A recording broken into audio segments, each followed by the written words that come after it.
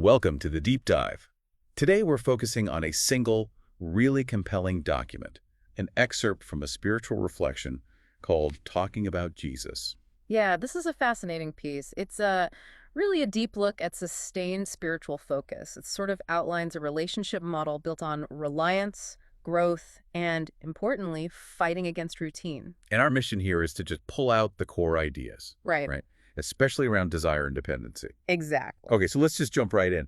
The source starts with something that, feels universally true. Yeah, The heart drifts. We're always being pulled by what it calls lesser loves. that's the anchor point right there. The first big insight is really a confession. It's admitting that if you rely on your own strength, you are guaranteed to stray. And your affections grow cold. It's not just about action, it's about feeling. Right. And so it asks for a strong and gracious grip, which makes it clear that the anchor isn't your own faithfulness. It's something outside of you. So it's not just like, hey, I need some directions.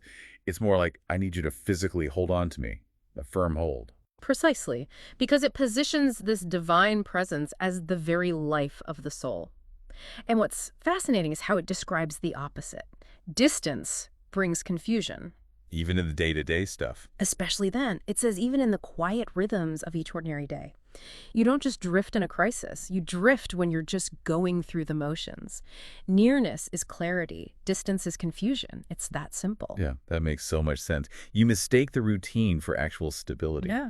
Okay, so that leads to this next huge concept, this really radical distinction it makes about effort. Mm-hmm. It says, and this is a direct quote, that love is not started or grown by willpower. And then it says, grace alone awakens love.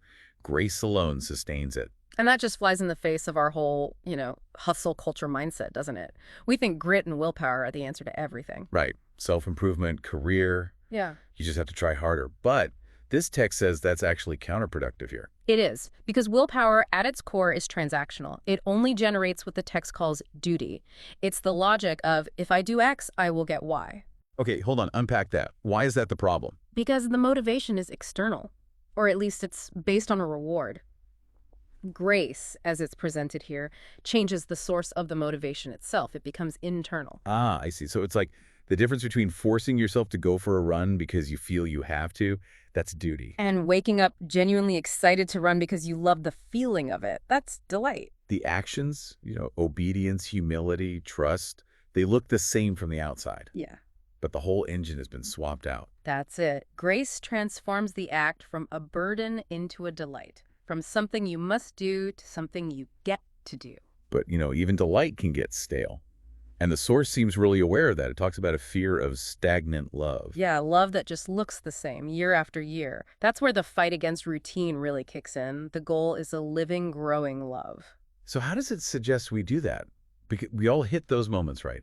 When prayer is dry, worship feels a little too familiar. Or scripture just feels demanding, like a chore. Exactly. Those are the moments where stagnation feels inevitable. And this is where the text offers, I think, its most practical advice for you, the learner. It reframes those moments of dryness. It says they aren't failures. They are an invitation to know you more.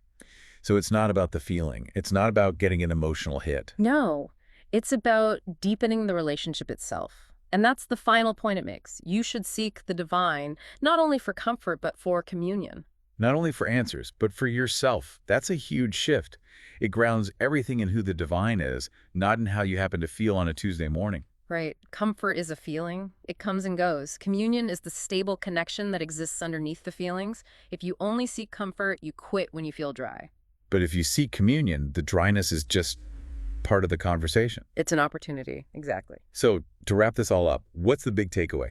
This whole deep dive points to a path where spiritual vitality is really about acknowledging your own vulnerability. And relying on grace over just sheer effort, and consistently choosing that deep relationship, the communion over any immediate reward, like comfort or easy answers. The ultimate goal here is a love that doesn't diminish with time, but flourish. Right. And so the question we want to leave you with is this. If grace is what transforms duty into delight, what parts of your own life, in your relationships, your work, your habits, what parts are currently stuck in duty? Because maybe you're relying just a little too much on your own willpower.